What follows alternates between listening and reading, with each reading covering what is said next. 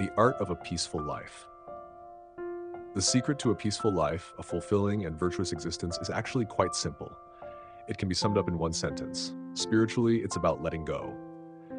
In practical, everyday life, it's about not caring what others think. These two ideas are perfectly aligned. They both mean you stop worrying about what other people are doing. When you stop thinking about others, your mind naturally finds peace. For all you eager young souls out there, the simplicity of this secret is often why people miss it. To apply this to your daily life, you have to lower your ego. The more arrogant you are, the harder it is to accept what others say or think about you.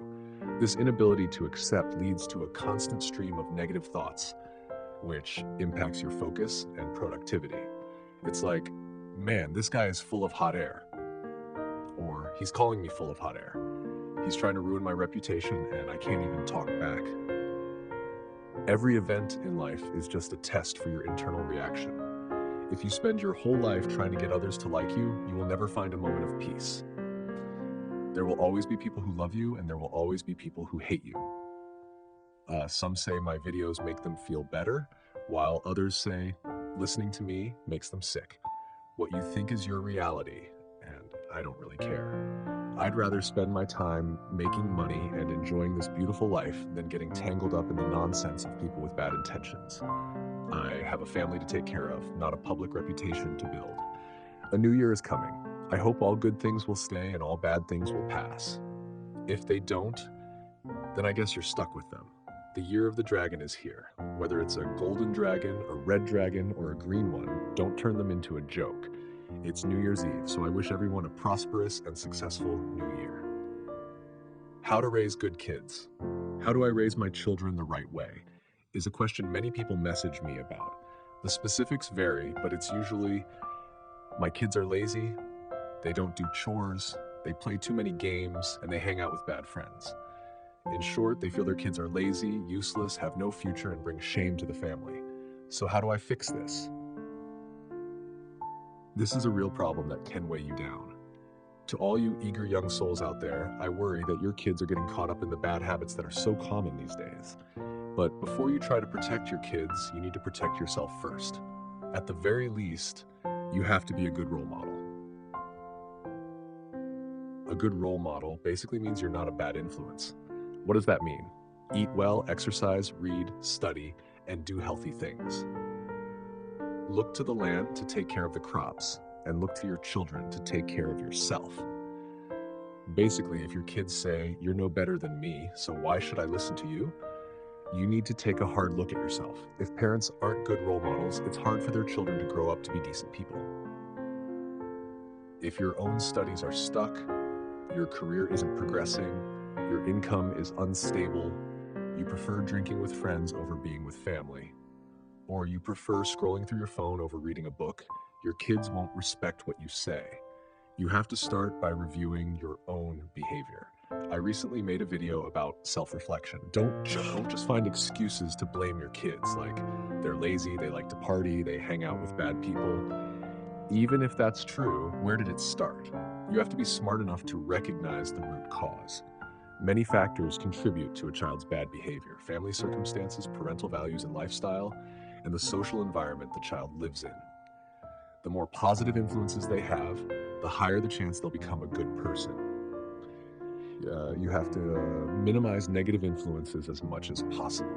A father who is lazy as hell, who throws a plate into the sink for his wife to wash, then expects his kid to do chores, that doesn't add up.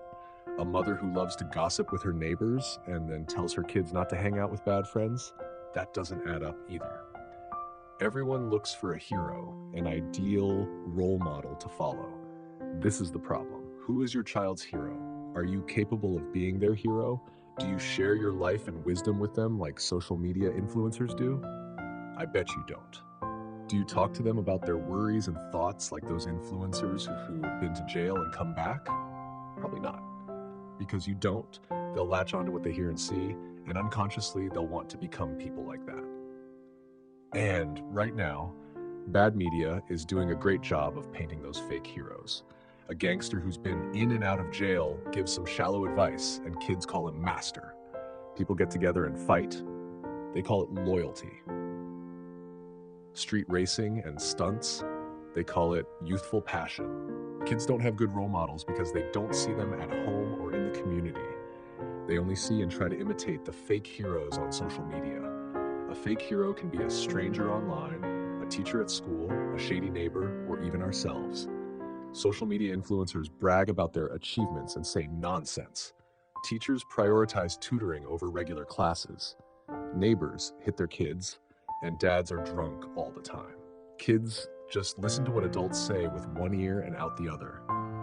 They don't respect or admire you. They only care about what adults do. So, if you want your kids to become someone, you have to become that person first. Even if you can't get a perfect 10, try to get a 6 or 7. If you don't, it won't have any impact. And if you have all these good qualities and your kids are still mischievous, you should consider changing schools or even moving homes. Seriously, find a new environment that you think fits your standards for your kids. And if that still doesn't work, maybe you're lacking the right method. A good teacher needs a good teaching method to train a good student. Instead of just telling your kids what to do, you need to show them how and do it with them. Walk with them on the path you've chosen. If I'm reading a book, I'll tell my kids to read too. If I'm exercising, I'll tell them to join me. If I'm having a snack, I'll invite them to eat with me. If I'm worried about something, I'll talk to them. Kids love it when you do things together. They don't want to just be given a secret recipe to follow on their own. And when you teach them, you have to start with small steps. Don't expect them to change overnight. If you invite them to go for a run and they only run 200 meters, that's still awesome. That's still better than them playing video games all night. If they put their plate in the sink, that's an improvement. That's still better than them just leaving it there. If they spend 5 minutes reading a good book, that's great. That's still better than them spending 5 minutes on something else. And if everything is good but they still don't change, then maybe it's fate. They may be a precious gem, but they choose to be a mediocre stone. If they don't have self-motivation, then no matter how good the foundation is, they will still self-destruct. Happy New Year, and I wish all the mischievous kids a change of mind.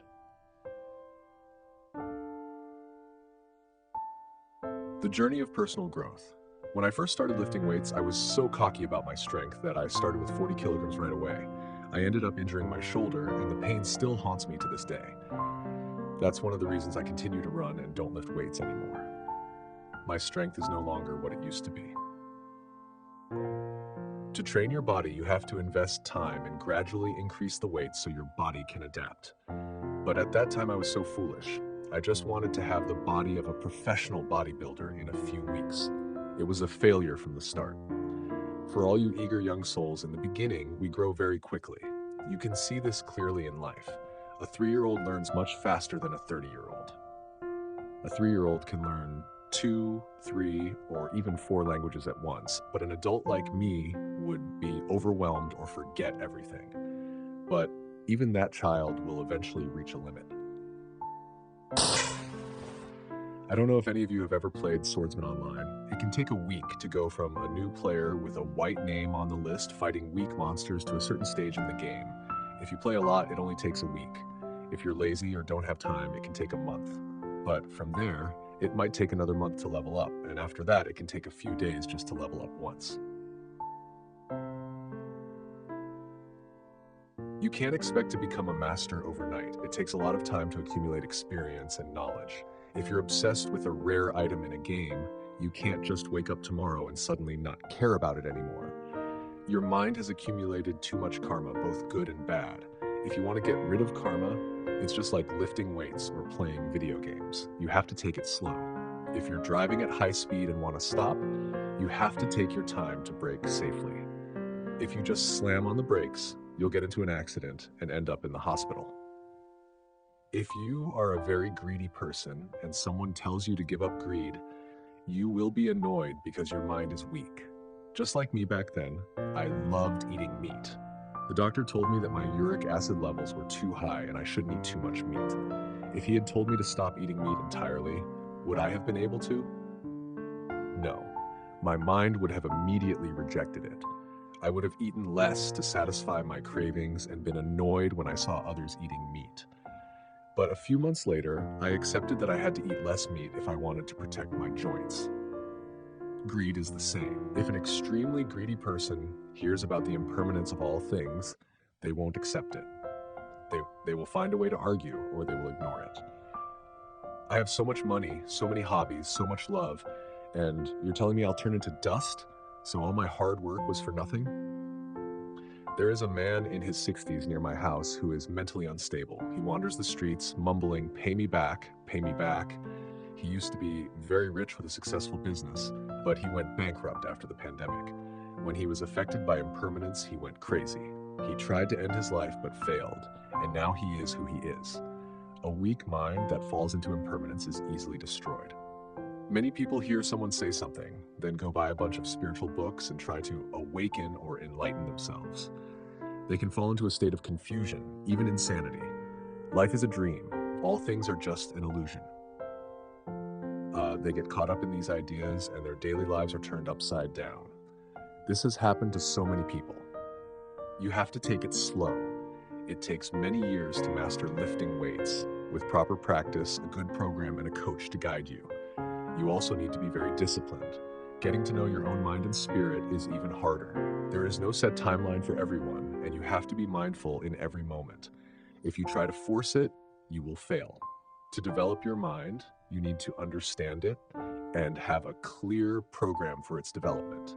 You have to let your mind experience everything to understand it correctly and gradually change your perception. You can slowly reduce your greed, increase your acceptance, and not be too attached to anything. If you're used to eating expensive food every day, you won't want to eat cheap food. But if you try something a little cheaper, you might accept it. And the next day, you can try something even cheaper. Your mind will gradually accept it. We also shouldn't judge whether others are greedy or not. We're not them.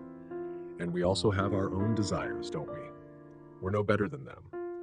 Everyone has a little greed and anger. That's just human nature. A little greed is okay, but too much can destroy you. A little anger is okay, but too much can lead to disaster. For me, gout doesn't mean I can't eat meat, but just that I should eat it in moderation. As long as it's within the dosage recommended by the doctor, it's okay. In general, it's best to control greed and anger in moderation and to avoid causing harm or pain to others.